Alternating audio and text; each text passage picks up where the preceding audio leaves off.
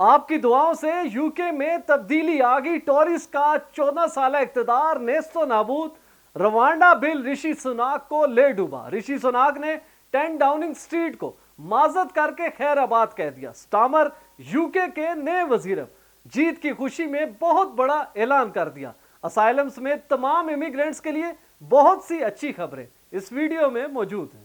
बिस्मिल्लाहिर्रहमानिर्रहीम। देश परदेश में मैं हूं आपका मेजबान इमरान असगर। दोस्तों, देश परदेश आपका अपना चैनल है, इसे जरूर सब्सक्राइब करें, बेल आइकन को प्रेस करें और हमारी वीडियोस को ज्यादा से ज्यादा शेयर करें। दोस्तों, जैसा कि आप जानते हैं कि यूके में नई हुकूमत कायम हो चुकी है। लेबर की 412 सीट्स की जीत ने यूके की तारीख को बदल दिया है। सियासत की और हुकूमतों में ऐसी बड़ी तारीख अगर आप देखें कि तो यूके में नहीं मिलेगी। 14 साला कंजर्वेटिव का ताकतवर बड़ा इक्तदार बिल आखिर इख्तिताम को पहुंचा। इसमें सबसे बड़ी वजह ऋषि सुनाक का वो रवाना बिल था जिसने कंजर्वेटिव पार्टी को शदीद नुकसान पहुंचाया। सबसे पहले देखते हैं कि आखिर किसने कितनी सीटें जीती। आपके सामने पूरा ग्राफ, जिसमें आपको पता चलेगा कि ऋषि सुनाक ने क्या किया, कितनी सीट्स मिली, स्टामर की लेबर को कितनी मिली, जबकि दीगर पार्टीज को क्या कुछ मिला। स्टामर अकेले यूके में हुकूमत बनाने जा रहे हैं। उसकी मेन वजह ये सीट्स आपके सामने है। दोस्तों, चार्ट वाइज जो आपके सामने ब्रिटिश जनरल इलेक्शन का रिजल्ट खुला है, उसमें अगर आप देखें तो लेबर ने 412 सीट्स हासिल की हैं। इसके मुकाबले में कंजर्वेटिव पार्टी सिर्फ 121 सीटें हासिल कर सकी है। रिफॉर्म यूके ने 4, लिबरल डेमोक्रेट्स ने 71 सीट्स हासिल की हैं। इसी तरह एसएनपी ने 9 सीटें, अदर जो है उन्होंने 31 सीटें, जबकि सिर्फ 2 सीटों का रिजल्ट आना भी बाकी है। दोस्तों, लेबर की वाज़े बर्तरी के बाद सबसे पहले काम जो ऋषि सुनाक ने किया वो 10 डाउनिंग स्ट्रीट के मीडिया से बात की और सबसे पहले अपनी तमाम गलतियों का एतराफ किया। उन्होंने एतराफ किया कि उन्होंने यूके में जितने भी फैसले किए शायद वो गलत थे, इसीलिए लोगों ने आज उनको मुस्तरद कर दिया। इसके बाद ऋषि सुनाक पहुंचे हैं बकिंगम पैलेस, जहां पर उन्होंने किंग चार्ल्स से आखिरी मुलाकात की और बिल आखिर 10 डाउनिंग स्ट्रीट को खाली कर दिया। अब नए मुकीम होंगे स्टामर, जो कि लेबर पार्टी के सरबराह हैं। दोस्तों, अगर आप इस इंतखाबात को देखें और सीट की जितनी बड़ी तादाद इस वक्त लेबर को मिल चुकी है, लेबर को किसी भी कोलेशन की जरूरत नहीं है। वो किसी भी दूसरी छोटी जमात को साथ मिलाने को तैयार नहीं है। पूरी तरह 2/3 मेजोरिटी के साथ लेबर इस वक्त इक्तदार में आ चुके हैं। दूसरी जानिब कंजर्वेटिव पार्टी ने जो 121 सीटें हासिल की हैं, तो वाज़े तौर पर अब जो ओपोजिशन लीडर होगा यूके का वो कंजर्वेटिव पार्टी से आएगा। दोस्तों, अगर आप कंजर्वेटिव पार्टी की हार को देखें तो ये इतनी मामूली हार नहीं है। ऋषि सुनाक और इनसे पहले आने वाले तमाम वज़राए आज़म ने वो काम किए जो यूके के लिए बेहतर नहीं थे। सबसे पहले जो लिविंग कॉस्ट को हाई किया गया, लोगों की आमदन कम, अखराजात ज्यादा हुए। इसी तरह मॉर्गेज में इंटरेस्ट में इजाफा किया गया, जिसकी वजह से लोग बुरी तरह मुतासिर हुए।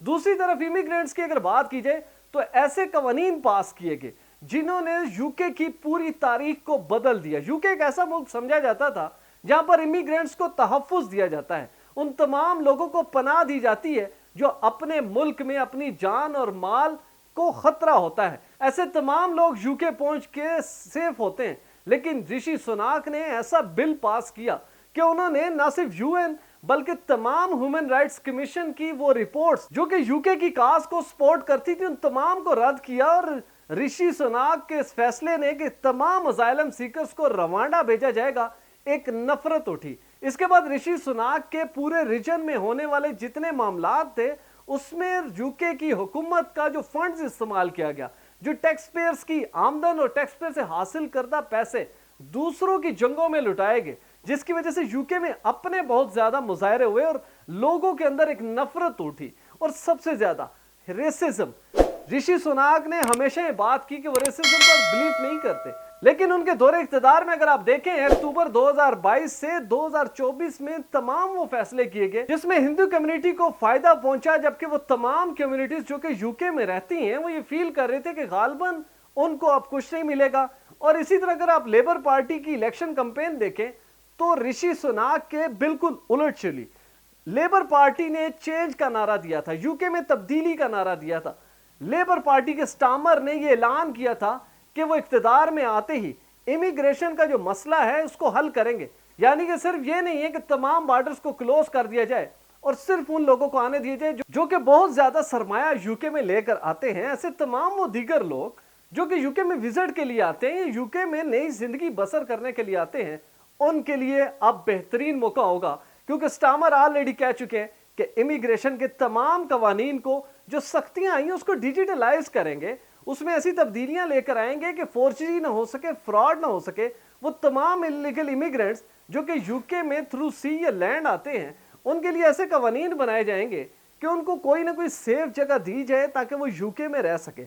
दोस्तों, स्टामर के इस ऐलान के बाद वो तमाम इमिग्रेंट्स जो ऑलरेडी यूके में हैं या जिनके केसेस अभी प्रोसेस में हैं और वो यूके जाना चाहते हैं, उनके लिए अब ये गोल्डन चांस है, बेहतरीन मौका आ चुका है, क्योंकि ऋषि सुनाक का जो रवांडा बिल था वो उनके इक्तदार के साथ ही दफन हो जाएगा और अब स्टामर नए ख्यालात के साथ, नए विजन के साथ आएंगे। उन्होंने बिल्कुल अपनी स्पीच में कहा कि वो इक्तदार में आते ही फौरी तौर पर टैक्सेस में कमी करेंगे, कोशिश ये करेंगे कि आमदन में इजाफा हो, लोगों को ज्यादा नौकरियां दीजिए। जो एनएचएस का इशू था, आपने देखा कि लॉन्ग क्यूज थी, सिर्फ छोटे से इलाज के लिए लोगों को 2-2 साल तक इंतजार कराया जाता था। स्टामर को पता था कि ये वो दुखती रग है कि अगर लोगों को ये रिलीफ मिला तो लोग ऑटोमेटिकली उनको वोट देंगे। इसी बेस के ऊपर उन्होंने अपनी पूरी इलेक्शन कैंपेन की और ये दावा किया कि वो इक्तदार में आते ही एनएचएस का सबसे बड़ा इशू इसको सॉल्व करेंगे। दोस्तों, उम्मीद ये की जा सकती है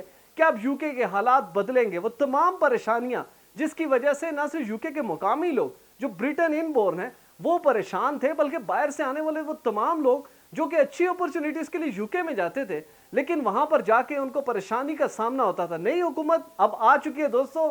स्टामर कुछ ही देर के बाद हल्फ भी उठा लेंगे और प्रॉपरली वजीर आजम बन जाएंगे, लेकिन बकिंगम पैलेस से उनको थपकी मिल चुकी है। जो किंग चार्ल्स हैं उनको गो हेड दे दिया गया है। अब प्रॉपरली जो स्टामर हैं वो यूके के वजीर आजम बन चुके हैं। वो तमाम लोग जिन्होंने स्टामर का साथ दिया, जो चाहते थे कि स्टामर वजीर आजम यूके बने, उनको बहुत बहुत मुबारकबाद। और वो तमाम लोग जो कंजर्वेटिव पार्टी के साथ रहे, उन्होंने इस शिकस्त को तस्लीम किया, उनका शुक्रिया।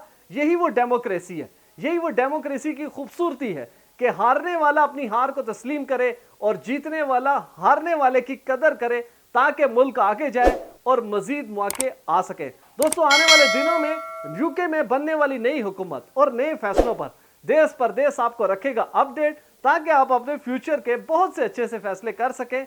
आपसे गुजारिश है, मेरी स्क्रीन पे नजर आने वाला नंबर बिलाल प्रोडक्शन का, इनको उस वक्त कॉल करें जब आपने वीडियो फुटेज बनानी हो, फोटो शूट करना हो एचडी क्वालिटी का, वीजा, इमिग्रेशन और इनसे जुड़े दीगर मसाइल के हल के लिए देखते रहिए देश परदेश इमरान अस्कर के साथ।